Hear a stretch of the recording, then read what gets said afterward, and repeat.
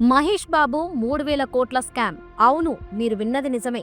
ఈ నెల 16న సురానా గ్రూప్స్ లో ఎన్ఫోర్స్మెంట్ డిపార్ట్మెంట్ వారు చేసిన సోదాలో ఈ సురానా గ్రూప్స్ కి అనుబంధ సంస్థ అయిన సాయి సూర్య డెవలపర్స్ లో సుమారు 100 కోట్ల స్కామ్ జరిగిందని ఈడీ గుర్తించింది.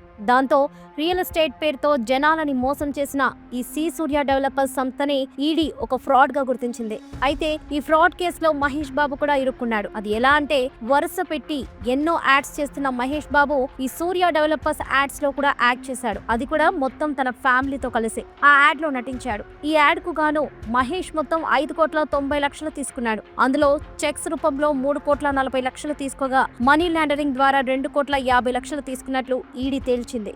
దాంతో ఈ సాయి సూర్య డెవలపర్స్ ఫ్రాడ్ కేసులో ఈడీ మహేష్ ను కూడా చేర్చింది. దాంతో ఈ నెల 27న ఉదయం 10 గంటలకు మహేష్ బాబు విచారణకు ఈడీ నోటీసులు జారీ చేసింది. చెన్నై చెందిన ఒక పెద్ద బ్యాంక్ నుండి 3,700 కోట్ల రూపాయలు రుణంగా తీసుకుని ఎగ్గొట్టిన కేసులో సిబిఐ వారు ఈ నెల 13న సురానా గ్రూప్స్ ఎండీ మరియు చైర్మన్ ఇళ్లలో సోదాలు చేయగా వీరికి అనుబంధ సంస్థ అయిన సాయి సూర్య డెవలపర్స్ వారు రియల్ ఎస్టేట్ పేరుతో ఒకే ల్యాండ్ ని చాలా మందికి అమ్మి మనీ లాండరింగ్ చేశారని రుజువైంది. దాంతో ఈడీ రంగంలోకి దిగి ఈ కేసుతో లింక్ అయి ఉన్న అందరినీ విచారణకు రావాలని నోటీసులు పంపించింది. అలా ఆ సంస్థ గురించి ఏం తెలుసుకోకుండా ఎలా ప్రమోషన్స్ చేస్తారు, మహేష్ తో వాళ్ళకి ఇంకేమైనా మ్యూచువల్ బిజినెస్ లు ఏమైనా ఉన్నాయా అనే కోణంలో ఈడీ మహేష్ ని కూడా విచారణ చేయనుంది. అయితే కొంతమంది మాత్రం ఇందులో మహేష్ కి ఏం సంబంధం లేదు. ఆయన వరుస షూటింగ్స్ తో ఫుల్ బిజీగా ఉంటాడు. తను ఏ యాడ్ చేయాలన్నా అన్ని ఆయన భార్య నమ్రతని చూసుకుంటుంది కాబట్టి ఆవిడని విచారణ చేయాలని అంటున్నారు. అయితే అసలు మహేష్ నిజంగానే మనీ లాండరింగ్ ద్వారా డబ్బు తీసుకున్నాడా?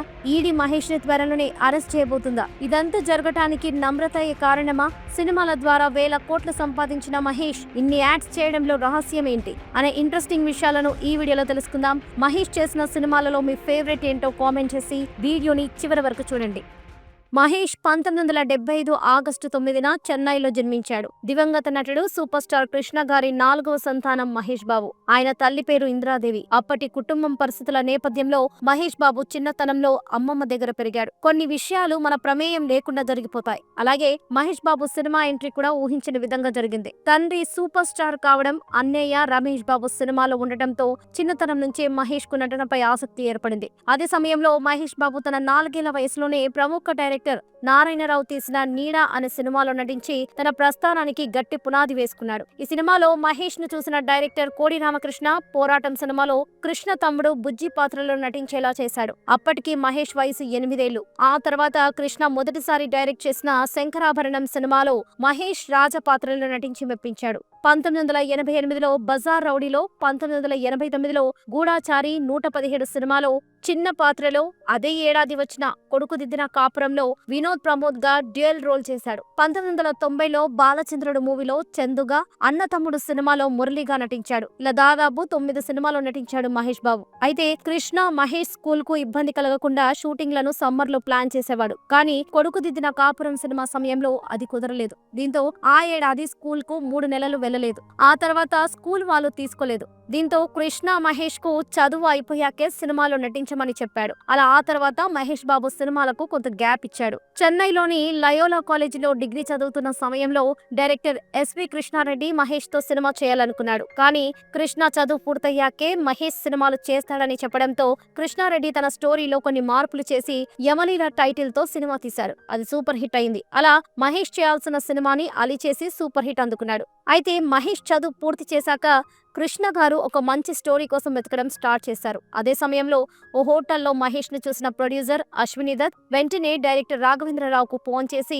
తాము అనుకున్న స్టోరీకి మహేష్ సరిపోతాడని చెప్పాడు. ఇద్దరు కలిసి స్టోరీని కృష్ణకు చెప్పారు. ఆయనకు స్టోరీ నచ్చడంతో రాజకుమారుడు టైటిల్ తో 1999లో మహేష్ బాబు హీరోగా తొలి సినిమా వచ్చింది. ఈ సినిమాకు మొదటి క్లాప్ చంద్రబాబు కొట్టారు. అంతేకాదు మొదటి సినిమాతోనే ఫ్యాన్ ఫాలోయింగ్ సంపాదించుకున్న తొలి హీరోగా మహేష్ బాబు నిలిచాడు. అప్పట్లో తొలి సినిమాకు హీరోలకు రెమ్యూనరేషన్ ఇచ్చేవారు కాదు. కానీ మహేష్ బాబు మొదటి సినిమాకు 25 లక్షల పారితోషికం తీసుకున్నాడు. ఆ తర్వాత మహేష్ యువరాజు చిత్రంలో నటించాడు. ఈ సినిమా అనుకున్నంత ఆడలేదు. వంశీ సినిమా విషయానికి వస్తే ఆశించిన విజయం దక్కలేదు. కానీ నటుడిగా మహేష్ నటనకు మంచి మార్కులే పడ్డాయి. వంశీ మూవీలో మహేష్ తో జోడీగా నటించిన నమ్రతా శిరోద్కర్ ఆ తర్వాత అతడి రియల్ లైఫ్ పార్ట్నర్ అయింది. మహేష్ లోని నటుడిని వెలికి తీసిన సినిమా మురారి. కృష్ణవంశీ డైరెక్షన్ లో వచ్చిన ఈ మూవీతో మహేష్ బంపర్ హిట్ కొట్టాడు. ఈ చిత్రంతో మహేష్ కు యూత్ లోను లేడీస్ లోను మంచి ఫాలోయింగ్ ఏర్పడింది. ఈ సినిమాలో మహేష్ నటనకు విమర్శకుల ప్రశంసలు లభించాయి. ఈ చిత్రం ఒక నంది జ్యూరీ అవార్డు అందుకుంది.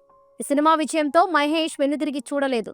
వంశీ సినిమాలో తనకు జోడీగా నటించిన నమ్రతా శిరోద్కర్ తో 4 ఏళ్ల ప్రేమ వ్యవహారం తర్వాత అక్క మంజుల సహాయంతో కుటుంబ సభ్యులను ఒప్పించి నిరాడంబరంగా ముంబైలోని మ్యారియట్ హోటల్లో 2005 ఫిబ్రవరి 10న వివాహం చేసుకున్నాడు. ఆ తర్వాత నమ్రత సినిమాలో ఆపేసి కుటుంబాన్ని చూసుకుంది. మహేష్ మాత్రం సినిమాలను కొనసాగిస్తూ వచ్చాడు. ఇక మహేష్ చేసిన కౌబాయ్ చిత్రం టక్కరి దొంగ.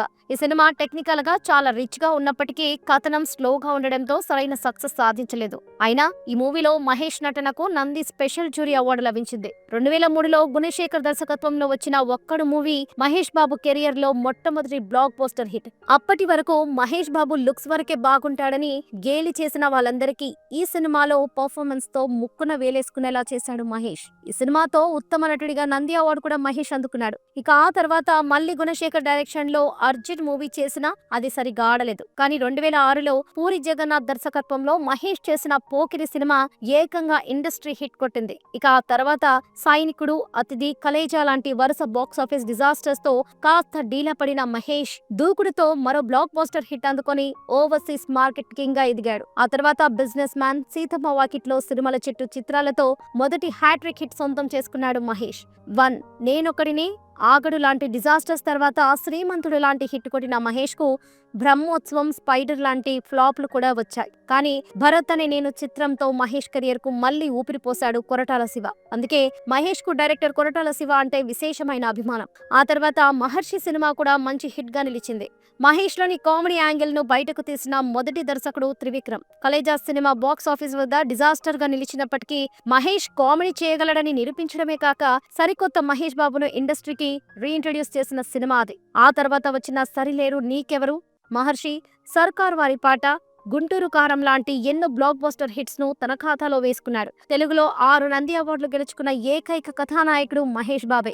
మహేష్ బాబు హీరోగా సినిమాలు చేయడమే కాదు, ఇతర సినిమాలకు కూడా తన వాయిస్ ఇచ్చాడు. పవన్ కళ్యాణ్ నటించిన జల్సా సినిమాకు, ఎన్టీఆర్ బాద్షాకు, కృష్ణ గారి లాస్ట్ మూవీ శ్రీశ్రీకి, అక్క మంజుల దర్శకత్వంలో తెరకెక్కిన మొదటి చిత్రం మనసుకు నచ్చింది చిత్రాలకు కూడా మహేష్ వాయిస్ ఓవర్ అందించాడు. ఇక శ్రీమంతుడు సినిమాతో నిర్మాణ రంగంలోకి అడుగుపెట్టిన మహేష్ బ్రహ్మోత్సవంకు కూడా నిర్మాణ భాగస్వామిగా బాధ్యతలు నిర్వర్తించాడు. అలాగే అడవిశేష్ హీరోగా, మేజర్ మరియు ఆయన హీరోగా తెరకెక్కిన సరిలేరు, నీకెవరు చిత్రాలకు మహేష్ నిర్మాతగా వ్యవహరించాడు. ఫోర్బ్స్ లిస్ట్ లో స్థానం సంపాదించుకున్న మొదటి hero Mahesh Babu. Times most desirable men's list 2013లో షారుఖ్ ఖాన్, సల్మాన్ ఖాన్ వంటి బాలీవుడ్ అగ్ర కథానాయకులకు వెనక్కి నెట్టి మొదటి స్థానంలో మహేష్ నిలిచాడు. సినిమాలతో పాటు మహేష్ బాబు యాడ్స్ కూడా ఎక్కువగా చేస్తుంటేవాడు. 30కి పైగా ఇంటర్నేషనల్ బ్రాండ్స్ కు బ్రాండ్ అంబాసిడర్ గా వర్క్ చేసిన ఘనత ఆయనది. 2019లో తన సొంత బట్టల బ్రాండ్ హంబుల్ ని ప్రారంభించారు. ప్రస్తుతం దర్శక ధీరుడు రాజమౌళితో పాన్ వరల్డ్ మూవీ చేస్తున్నాడు. 1000 కోట్ల బడ్జెట్ తో రూపొందుతున్న ఈ సినిమా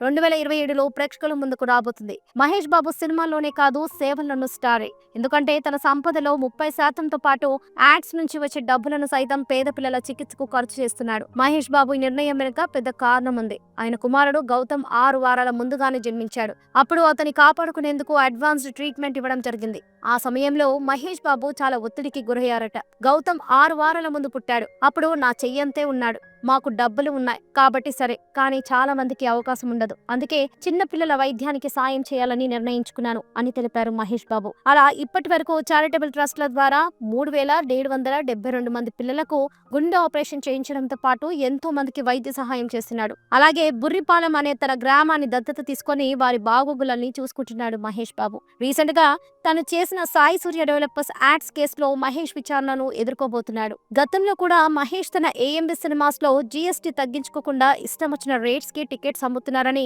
అప్పట్లో జీఎస్టీ అధికారులు కూడా మహేష్ ని విచారణకు పిలిచారు. ఈ విచారణలో మహేష్ నిజంగానే మనీ లాండరింగ్ ద్వారా డబ్బు తీసుకున్నాడా లేదా అనే విషయం తేలాల్సి ఉంది. చూద్దాం మరి ఏం జరుగుతుందో. సో ఇది ఫ్రెండ్స్, ఈ వీడియో కనుక మీకు నచ్చినట్లయితే ఒక లైక్ చేసి ఇలాంటి మరెన్నో వీడియోస్ కోసం మా ఛానల్ ని సబ్స్క్రైబ్ చేసుకోండి.